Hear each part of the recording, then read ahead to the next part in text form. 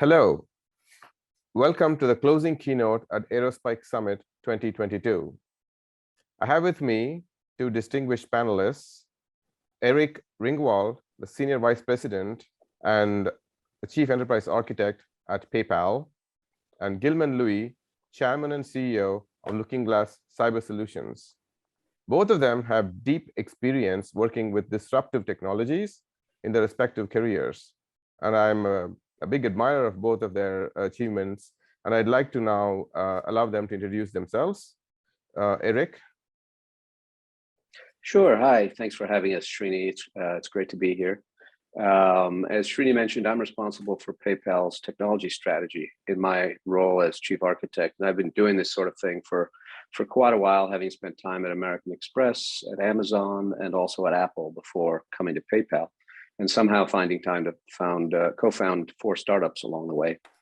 No matter where I've been, though, I've always been focused on trying to see around corners and prepare for challenges in advance of running into them. And whether they're scale, stability, security, you never really get to know in advance what the challenges are. It's always something. And that's what I'm doing at PayPal now, a company that's seeing unprecedented growth across all of its businesses over the last few years. Thanks, Eric. Gilman? Well, first, Serenity, thanks for being here. I have an eclectic background, everything from video games to venture capital. I got my career started in the video gaming industry and brought games like Tetris to America and published games like Falcon and Civilization and some of the great old-time classics. I was then recruited to run a new enterprise to help disrupt the central intelligence agency called In-Q-Tel. And we took venture capital techniques to align the development of critical technologies that were being developed in the Valley to meet the needs of what the government needed to be able to perform its mission of national security. But since then, I've been a venture capitalist. I've very recently taken over as CEO of Looking Glass Cyber Securities. Looking Glass provides critical cybersecurity intelligence tools to DHS, the Department of Defense, and the intelligence community of the United States, as well as a number of banks.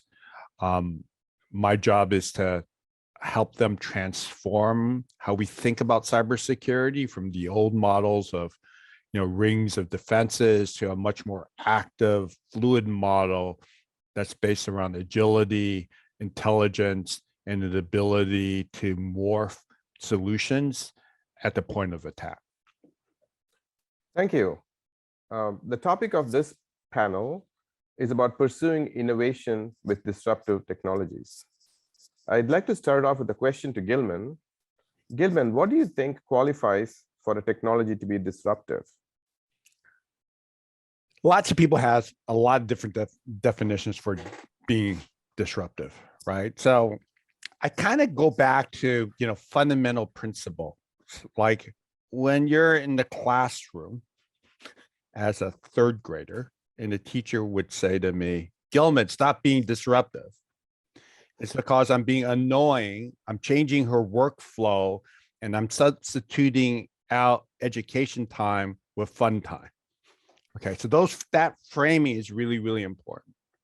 To be disruptive, to have a disruptive technology and have disruptive impact means that you fundamentally need to change how people think about their work or how they play or how they engage.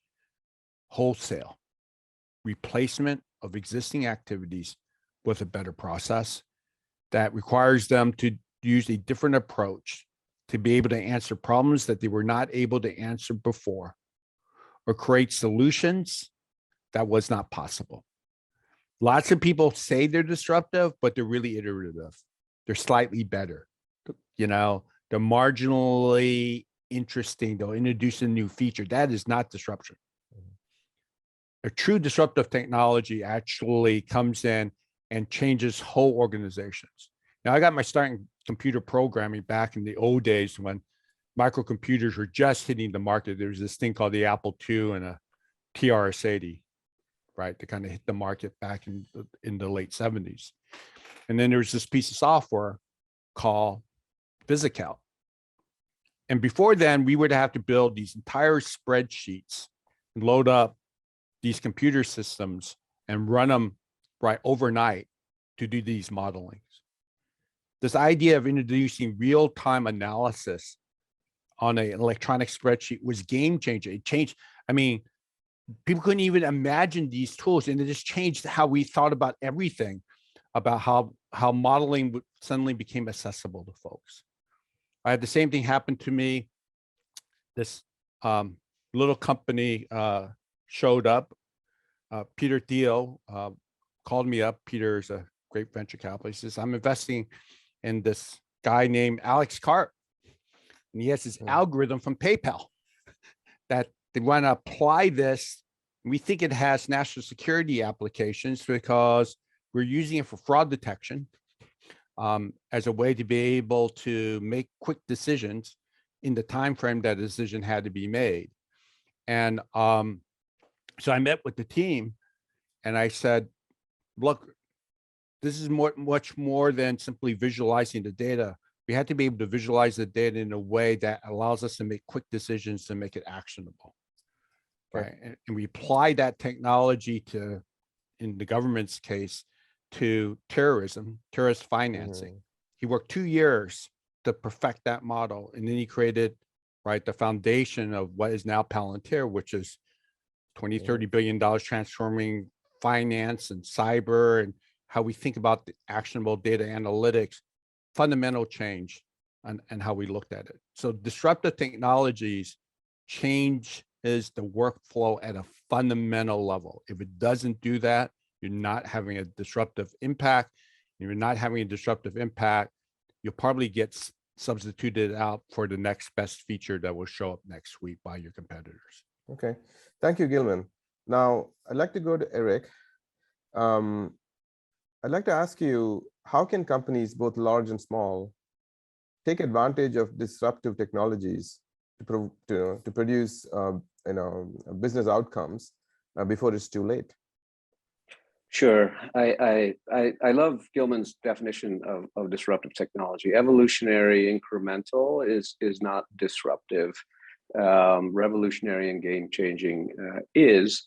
And you know, the interesting thing from a practical applications point of view in a company is first of all identifying which is which, because you're constantly bombarded with people coming with evolutionary and incremental improvements to this product or that product.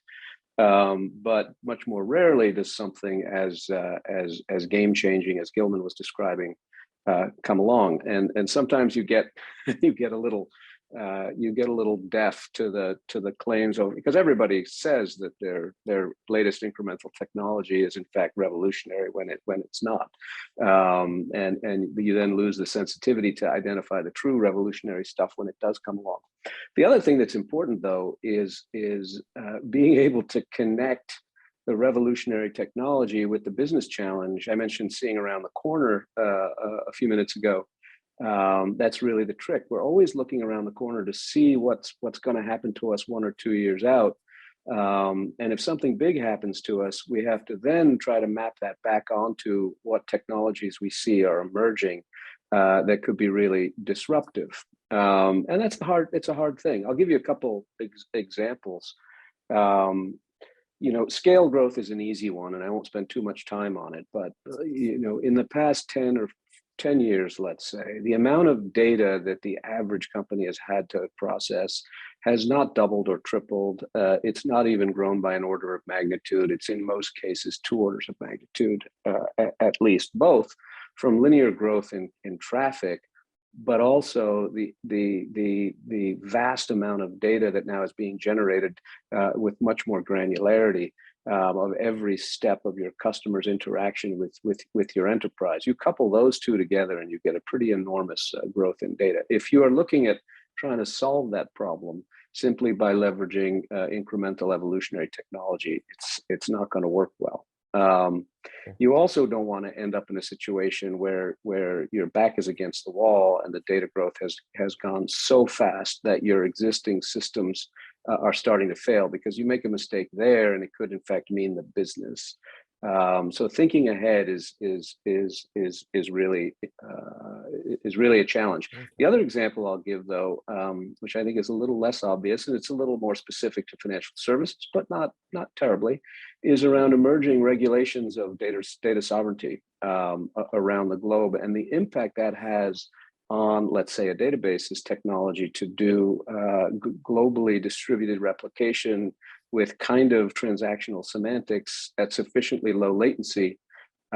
These are things that traditional databases aren't particularly good at, and I think it's a truly disruptive thing when a product can transcend some of those limitations and enable people like me to think about how to leverage them to solve a rapidly emerging challenge, which is moving our global data from one large footprint into a series of globally distributed ones. It's tough work, and it's exactly the kind of problem that you need a disruptive technology to help with. Yeah, that's very interesting. So one of the challenges I've had at Aerospike, or we have had at Aerospike, is our technology is somewhat disruptive in terms of server footprint reduction, and it has been sometimes challenging to get our potential prospects and customers to understand this. So my question to you is, can you give us, the audience, some insight into how such technologies which are disruptive get discovered, and how the organizations take advantage of it, but also what can the vendor do about it to help? Yeah, is that for me or Gil? You want to talk to me first? It's to you, Eric. All right. It's a great question, and it's probably obvious, but in advance of a crisis, of an existing platform or system being backed up against the world in terms of capacity, most people are not interested in investing in wholesale new technology.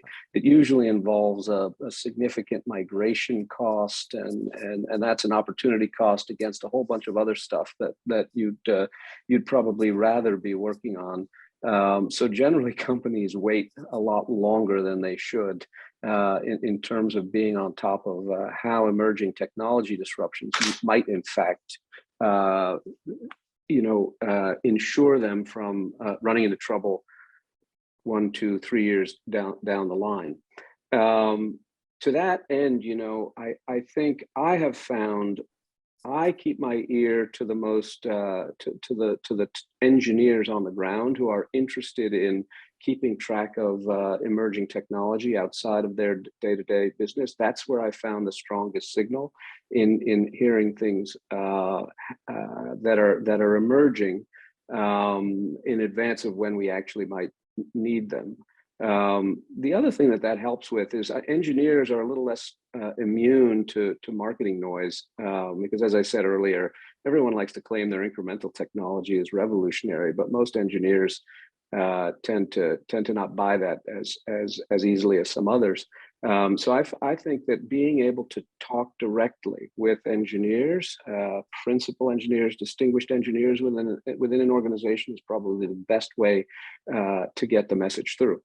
I recognize the challenges of that. They like to keep their privacy and don't like fielding inbound marketing materials from vendors who are not yet working. They're not yet working with, but it's good. Compared to talking to people like the people at the more senior levels of the decision-making chain, I think it's a much more effective way of doing it. Yeah. Okay. Thank you, Eric. And I have a question for you, Gilman. How does this adoption process for disruptive technologies work in government, and what can a vendor do to help? Yeah, well, let's kind of take where Eric was leaving off, and I'll transition to the government. There's a way to think about this that I try to train my engineers and design teams to think about. So this is your work day. Start in the morning, end in the day. Right. You do the same thing every day. Use like an endless line of pens. Right. And you know what you're going to do when you wake up. You pretty much know what you're going to do during the workday. And this is your level of productivity. Right. This means zero to zero level productivity. So the reason why incremental technologies get adopted more quickly than disruptive ones is because there's no pain. I just incrementally do something new. It's easy to do. I move the line up a little bit, get a little bit more productivity. The problem and challenge for disruptive technology is this thing called a J curve. Let me turn off the blur just for a second here. Just give me 1 second here. And so, yes, the pen is just appearing and disappearing. It's a nice here we effect. go. It's the CIA at work again. Anyway, so the J curve basically says, I'm going to adopt a new piece of technology.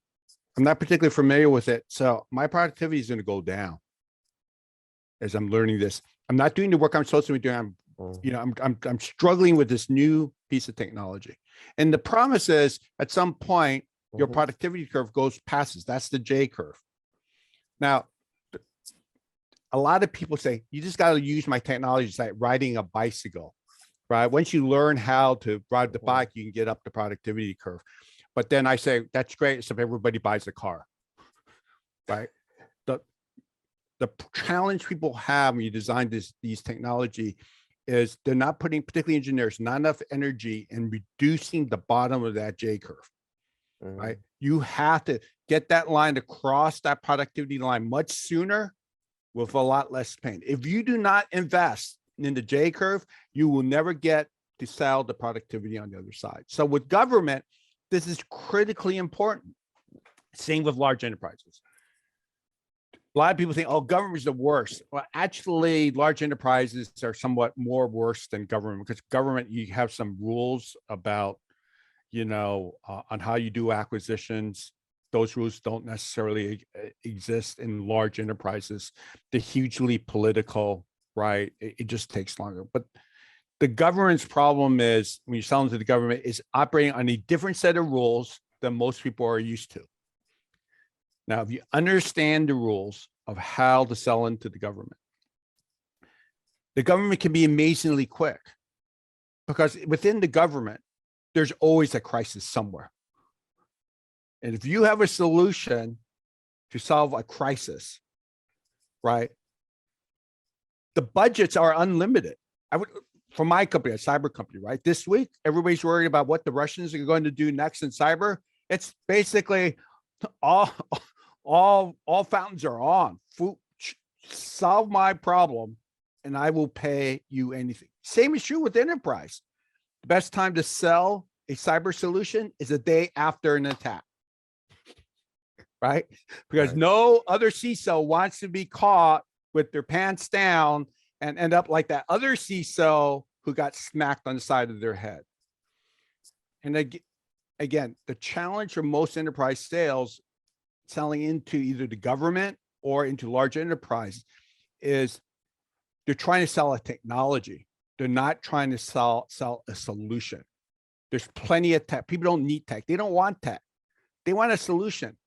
Give me give me some aspirin, make my headache go away. That's great. So going forward, over the next 12 to 24 months, Gilman, can you share any predictions on how monitoring, modeling, and managing risk will evolve over the next few years? Anything you'd classify as disruptive in the offing? I know this is kind of answer that everybody's saying, but it's true. I really do believe that machine learning and artificial intelligence is really going to be transformative in how we think about managing risks and how we use the information at hand. If you think about most data-centric organizations, what they're trying to do is process loads and loads of data and now process it in real time to help me to make the decision I need to make at the moment. And most all of our energy in enterprise or in government is focused around that. But in the military, we would call that pure pursuit, right? Here's the target, put my sight on the target, I shoot the bullet, and I'm shoot down the plane. The problem is the plane is moving. By the time the bullet gets there, the plane's already over here. Advanced systems driven by AI and ML, the point of the exercise is to anticipate. I want to shoot lead. I want to shoot in front of the airplane. Where do I put the bullets in front of the airplanes so that the bullet is going to hit the plane at the moment of impact? Or as Wayne Gretzky says, I anticipate where the puck is going, not where it's at. Right. AI and ML will help algorithms, right, to predict possible with probability paths of where your target is going to be. And advanced systems, particularly in information systems, will even help you ask the next set of questions before you thought about it, based on historical trends and platforms. It's kind of how the Google engine works and the Amazon engines works. They're all about anticipation, prediction, and to be able to have good models. In order to build those good models, you need a huge amount of training data. You need a lot of processing to compute and model out all the possibilities. It's the way a cruise car or self-driving autonomous car is, when you're driving around, see all these cars driving around the streets, they're training themselves up, figuring out what works, what doesn't work. They develop these strategies. They use 1 million CPUs cores every night to do that compute model.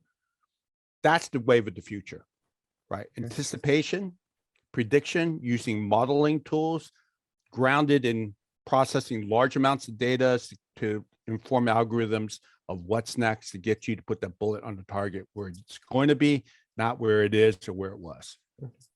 Thank you, Gilman. And I have a thought on this, Eric, because I've seen a lot of innovation in fintech over the last few years, and it seems to be accelerating. What are your thoughts on how financial services companies will be evolving their focuses over the next few years, and what kind of disruption is going to be happening there?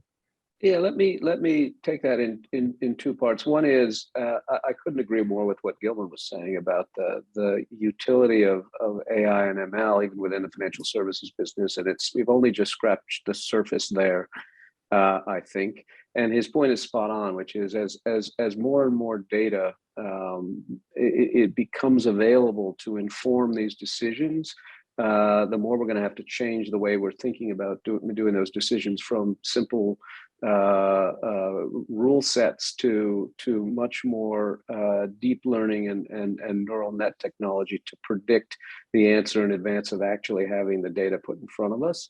There's a lot of energy being spent there, but specifically on financial services over the next couple of years, I think it's about continuing to democratize the availability of financial services in a more global environment.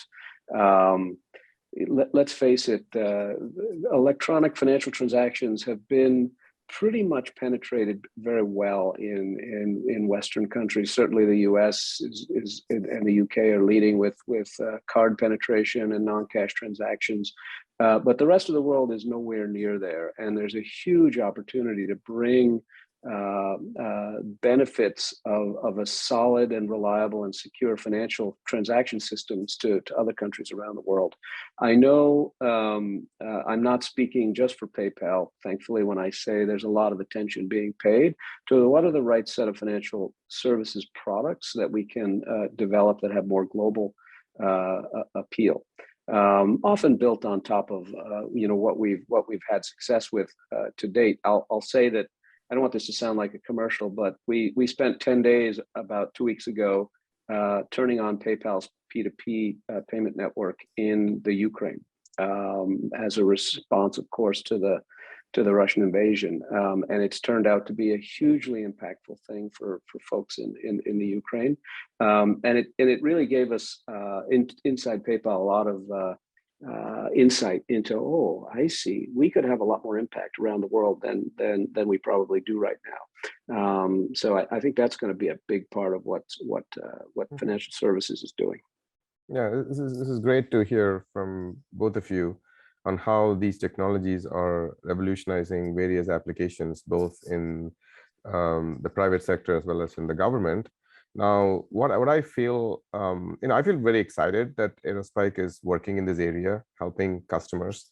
And I think look forward to, if those of you who have listened to other customers present at this conference will see that there is a lot of innovation going on, and Aerospike is able to help evolve those applications well. So any final words from both of you before we wrap up? I go to Gilman first. Speed matters. Look, speed matters today because when you process a PayPal transaction, right, you want to be able to make that analysis, make a decisions, make it quick and painless, right?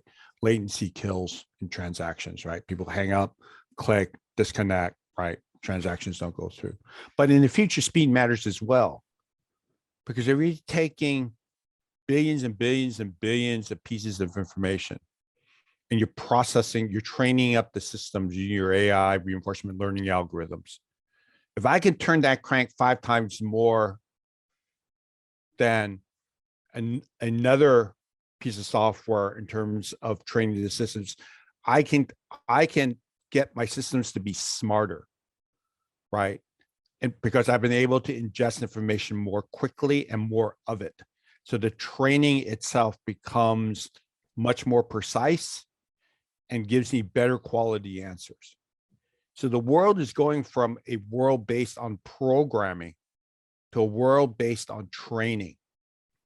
And the underlying technologies that are being created at Aerospike, because of the speed to be able to handle, right, information and process it very quickly and at scale, billions and billions of pieces of information in near real time, right? Speed matters. It matters today. It matters even more so tomorrow. But the last thing is, and I say this to all of my technology companies out there, right, but you're still facing the J curve. You have to solve for the bottom of that J, because no matter how productive your product is, on the promise on the other side is never going to get there if the pain is too large for them to make that investment. Okay. That's great advice. Thank you, Gilman. And Eric, any final thoughts?